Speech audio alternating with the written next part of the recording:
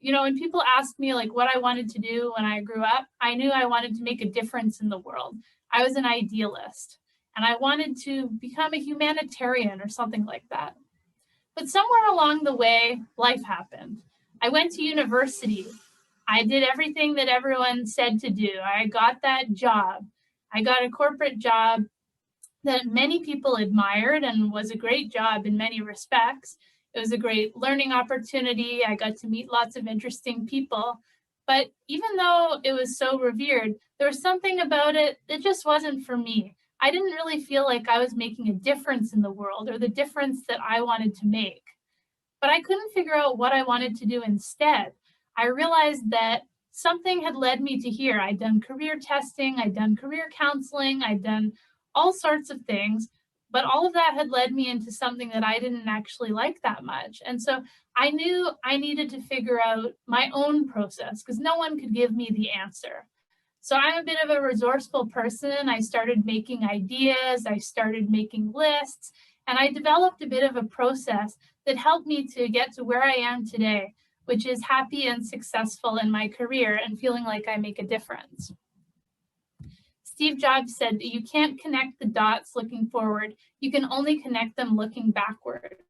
And I realized that when I looked back, I had created a process that other people could also use to help benefit their career decisions. And I had friends asking me how I figured out what to do, so I decided to write about it. Well, the article ended up being published in Forbes, and then it went viral. And suddenly I started getting hundreds of emails from people asking me for more information on how to figure out what to do with their lives. So I decided to put it into this book, How to Figure Out What to Do with Your Life Next, which came out with Dundurn Press recently. And I'm super honored to have it in the Burlington Public Library and Different Drummer. That's always been a dream of mine. And today I'm here to share with you some of the lessons that I learned that I've included in this book.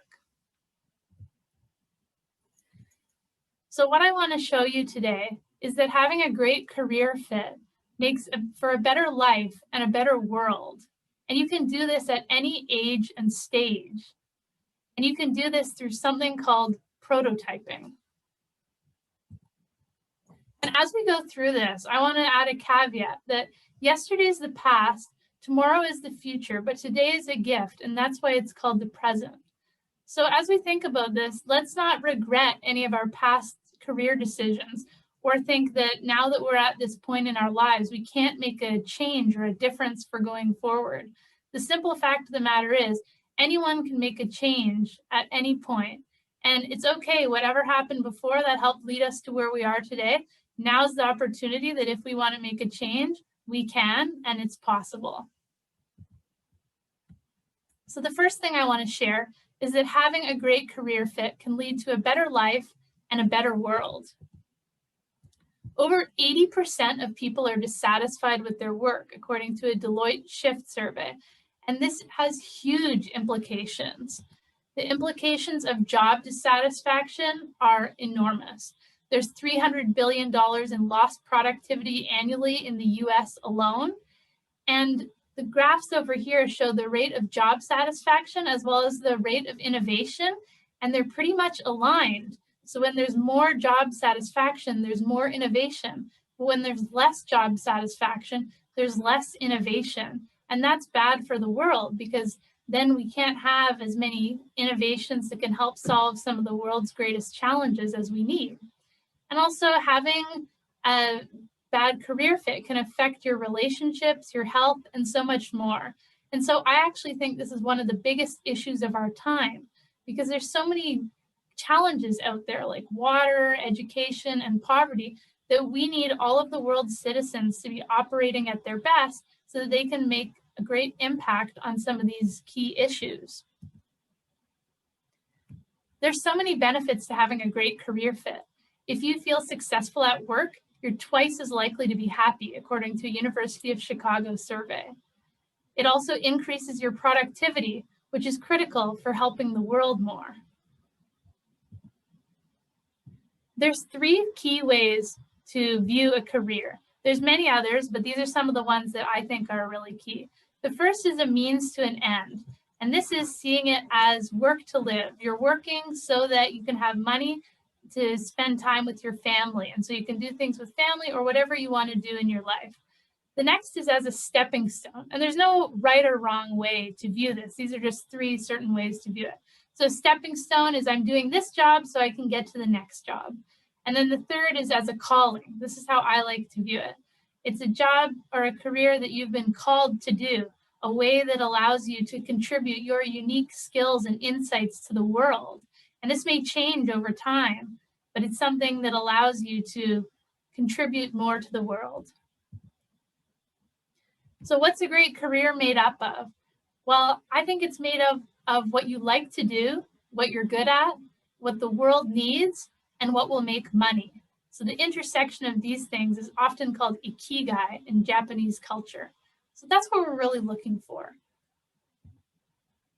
And it's great to be able to connect your career to some of the UN Sustainable Development Goals, like reducing poverty, hunger, and improving health and well-being, education, and more.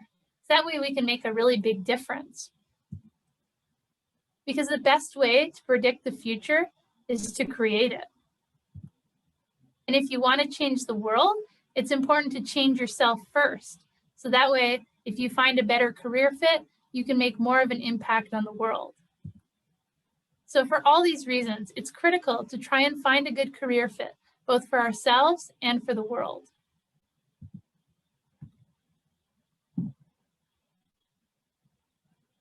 The next thing I'd like to share is that finding a great career is possible at any age and any stage.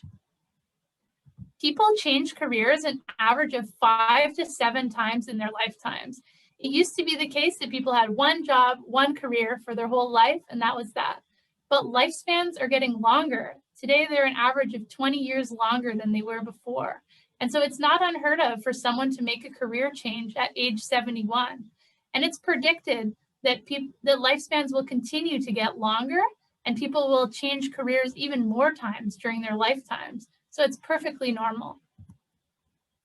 And people have succeeded at any age and stage. For example, Colonel Sanders franchised his business at age 62, and that's what enabled Kentucky Fried Chicken, as we all know and love it. Louise Bourgeois was featured in the MoMA for her first time at age 71 with her amazing sculptures, and Millard Kaufman published his first novel at age 90. So success is possible at any age and any stage. And people can make huge career pivots at any stage. So no matter what career you're in, you can move to another career, even if it seems wildly different. I know of someone who was working in sales and having never gone to school for journalism, became a writer for the New York Times. A friend of mine used to be an actress, and she found that she wasn't getting as many gigs as she was hoping for. She took a 9-week coding boot camp and is now a highly paid software engineer, and she loves it. And someone else I know of was a lawyer and then opened a series of dance studios. Now she continues to do some law work on the side, doing immigration law work for new immigrants, but she's completely transformed her life. So people can make huge career pivots at any stage of their life, and it is possible. So to give a little bit of background about my story, this is my high school graduation picture.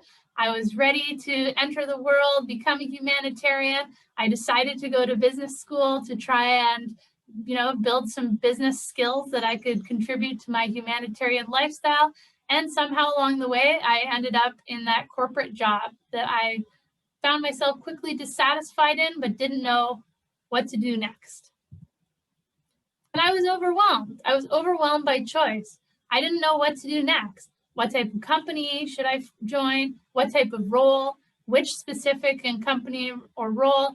And I didn't have a framework for how to figure this out. So what happened was I was actually the finalist in this competition to shadow a prominent angel investor in Silicon Valley. And that was kind of the impetus for me to quit my job, fly to Silicon Valley. I'd heard cool things about startups there, Stanford, investors, entrepreneurs. I thought maybe I'll find something there that I like. My plan was to cold email people and reach out to them and ask them if they'd be willing to meet with me to share how they figured out what to do with their lives, in hopes that it might help me figure out what to do with my life. And you don't need to quit your job to figure out what to do next. This is something you can certainly do on the side of an existing job. This is just what I ended up doing in my journey. One of the first people who I met with was named John Crumbolts. He was a professor at Stanford teaching career counselors how to do career counseling. And I met with him. I said, hey, John, I have all these different options I'm considering, but I'm not sure how to choose. How should I choose? How should I figure it out? And he told me he'd actually had over 20 careers, ranging from being a postman to being a Stanford professor. And he said, well, what you should do is identify all the different options you're interested in and see if you can try them in small ways. So that's what I did. I ended up reaching out to people and companies that I was able to meet with, shadow with, or visit to help me learn more about different options I was considering. I was able to shadow the CEO of Kiva for a day, shadow at the Stanford Design School, also met with the founders of Airbnb and Square, shadowed at Ashoka and Causes, visited Google, and also did a program at Singularity University. And this might sound crazy, like, how can you reach out to these people you don't know and they're willing to meet with you? I didn't have that much behind my name at the time. It turned out that people are just willing to give back and they're willing to help out. And I share more in the book about how to do outreach like this. And it's amazing because people are willing to share their story and to help people of any age to figure out what they want to do next. And one of the things I did during this time was I was selected for a program based at NASA called Singularity University. And while I was in that program, they asked us to identify which of the global grand challenges we wanted to focus on. Was it water, energy, environment, or education, or another one? And around that time, I came across a quote from Nelson Mandela that said, education is the most powerful weapon that we can use to change the world. And I realized that perhaps if I was able to make an impact on education, I might be able to level up all of those other problem areas in the world. And so I was able to go from being dissatisfied to finding a career that I'm very satisfied in now, that I'm going to tell you about more later. And in fact, there's this concept of a portfolio of careers where you don't just need to find one career. It can be multiple careers at the same time. There's many people that are doing that these days, and that's what I've transitioned to. So it's possible to find a great career at any age and stage. And you can find a great career through something called prototyping. So looking back, I created a new semi-scientific approach to decision-making that applies principles and ideas from the quantified self movement, lean methodology, design thinking, as well as the Stanford Design School, the Maker Movement, and amazing companies, founders, and investors. And you can apply these principles and ideas to big decisions in life, like choosing which new role or extracurricular you might want to pursue, or school. And the whole idea is to try before you buy. So instead of, for example, going to law school for 4 years and investing 4 years of time and money to become a lawyer, and then finding out on your first day of working in a law office that you don't like it, this is a way to try and figure that out before making huge investments of time, to spend a day at a lawyer's office before making the call to go to law school, for example, to see if it's something you might want to do or not. So I'm going to tell you more about it. And as we go through it, keep in mind that this is a recipe. This is my recipe, but you can make your own recipe. You don't have to do all the things that I did. You don't have to quit your job. There's people who do this on the side, and you can make it your own. You can develop your own process for how to figure out what you want to do next. So the first step is to understand current research. So whenever I'm making a decision about something, I try and figure out, okay, what are the key books or the key pieces of research that I want to read to inform myself about how other people make decisions in this area. So these are some of my favorite books in this area. of career decision making, and there's others out there as well. So it's really good to know what other people are thinking about on the topic to help inform your own process and what that might be. The second step is to get to know yourself better. Now, you might be saying, I already know myself. I live with myself every day. What more is there to know? But do you know things like what your purpose is, what your core values are, or your mission? It's totally okay if you don't, but that might be something that you want to consider before choosing your next career step.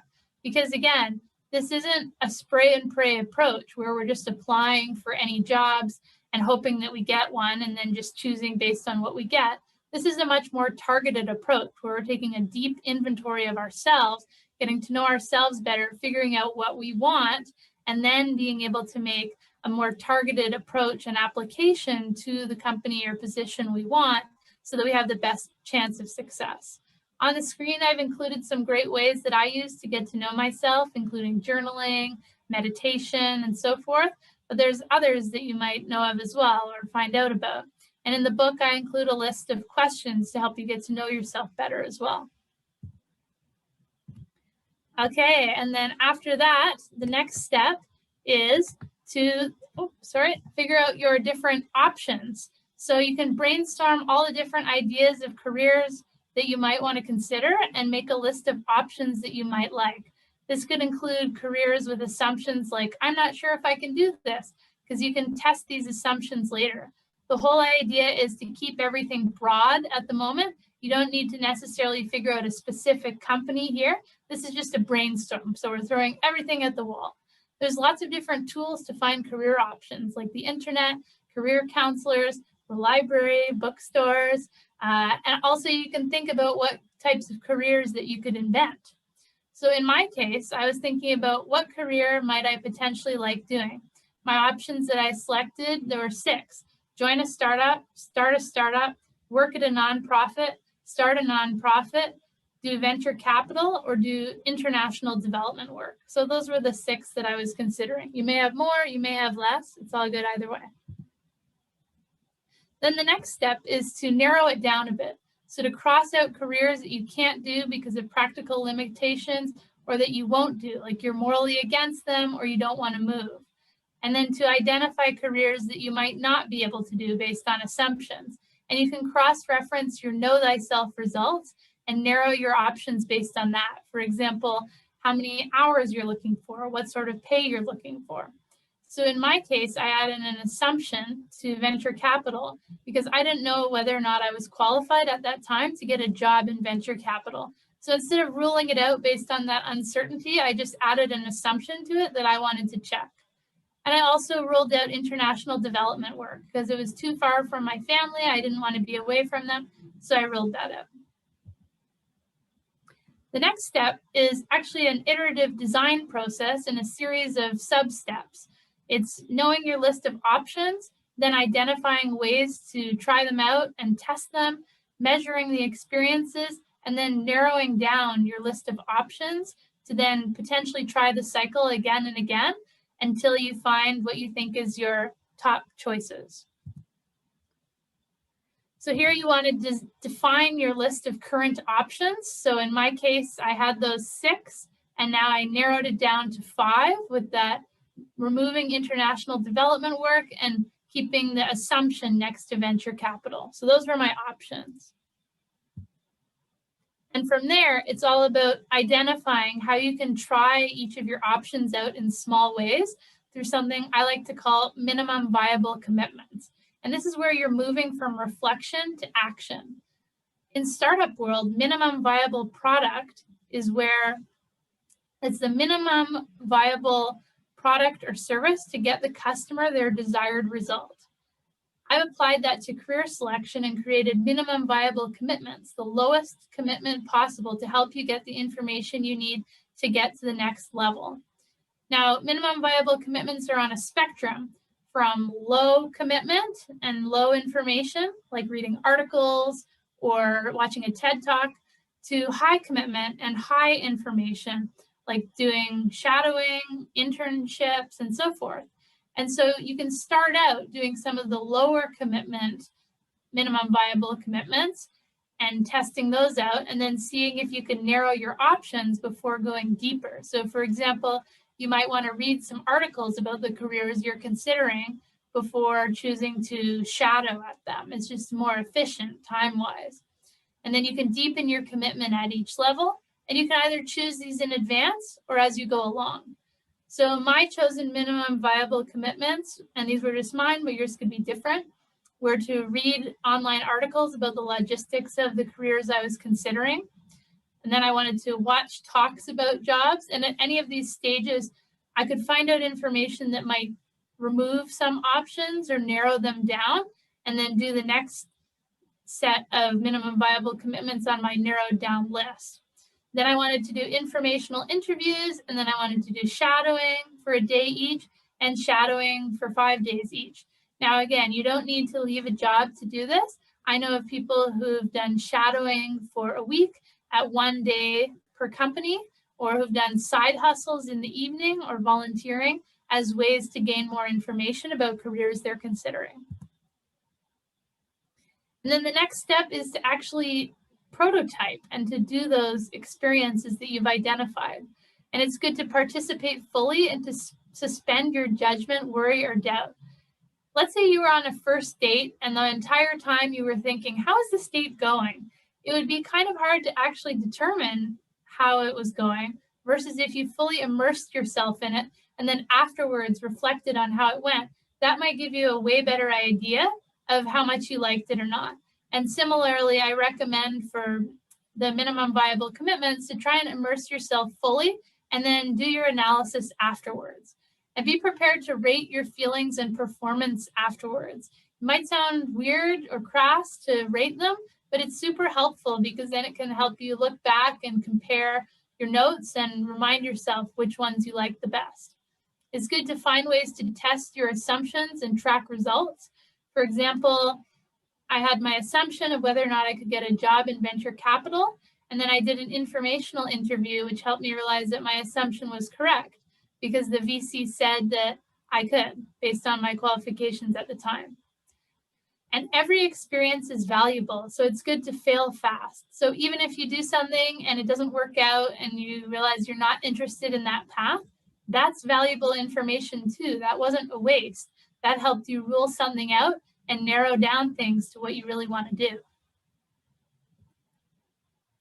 And the next step is to measure your results. And so here's an example chart that I created.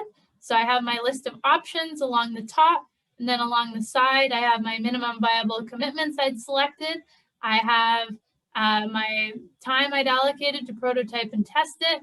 And then you can add measurements. So in my case, I added how I liked it, how good I was at it, how well it fit with my needs, how it might help the world, and any discoveries I had regarding my assumptions. And I created my own rating system for this. You can create your own as well. And so in this instance, I realized I had a low score about working at a nonprofit, so I decided to rule that out from my options. And then what you can do is rate them further. So you can rate your experiences as you go through them. So here again, I have my options along the top.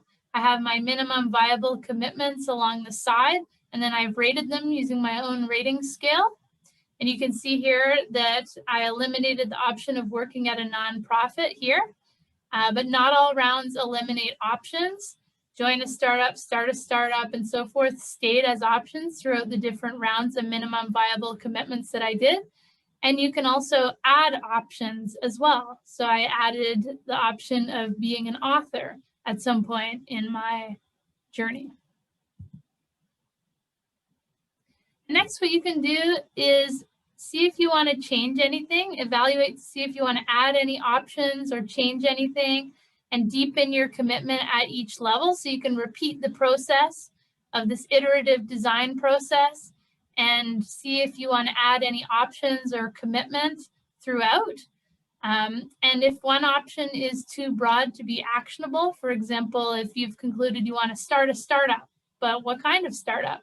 You can repeat step 4 to narrow it down. For example, you could identify, here's the different types of startups that I might be interested in, and then you can prototype them, like figure out ways to try them out and repeat that that cycle again. And repeat this until you've reached your top 3 options, which in my case were to join a startup, start a startup, or become an author.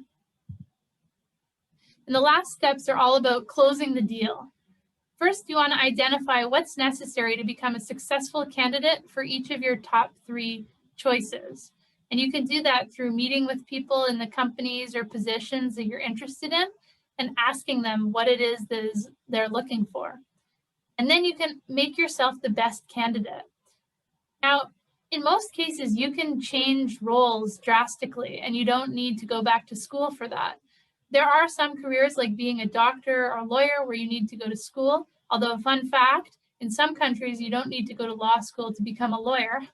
But most careers, you can actually educate yourself. You can teach yourself things like design and coding, and then make yourself the best candidate by making a portfolio. There's lots of resources for learning online, and of course you could take a course or go back to school.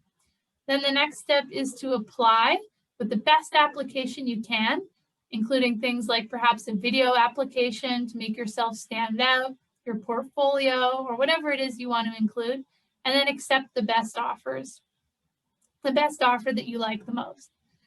And this is not like a permanent thing. That's why I called the book How to Figure Out What to Do with Your Life Next, because what you choose today may not be what you do forever. So you can repeat the process as necessary.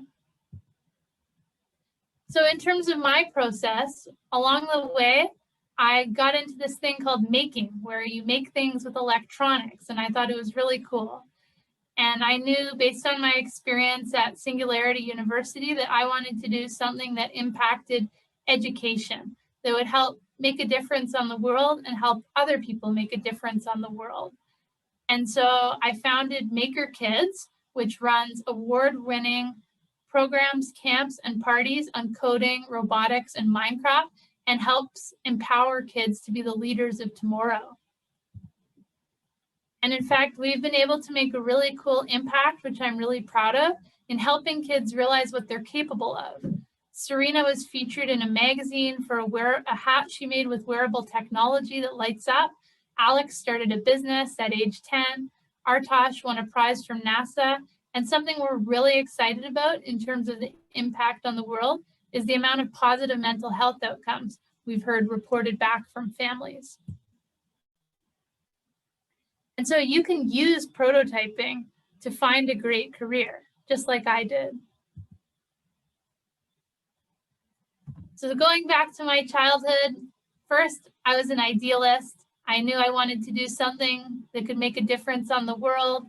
Somehow I got a little sidetracked, ended up in a corporate position that didn't necessarily include being able to make the difference that I wanted to make in the world. And then I found career satisfaction with Maker Kids. And I want to share that you can do this too. You can find a career that you're satisfied with. Finding a great career fit will drastically impact your life and has the possibility to drastically change the world. You can do this at any age and any stage, regardless of where you're at, what your past experiences have been, how old you are, what education you have, or any other factor. You can do it at any age or any stage. And you can do this through using the prototyping method to find your best career fit. So my prompt to you, my question to you is, will you make a difference? I know that you will, and I invite you to take one of these virtual I will slips. And I'm so looking forward to hearing about the impact that you make, the career you find greater satisfaction with, and how that changes your life and changes the world.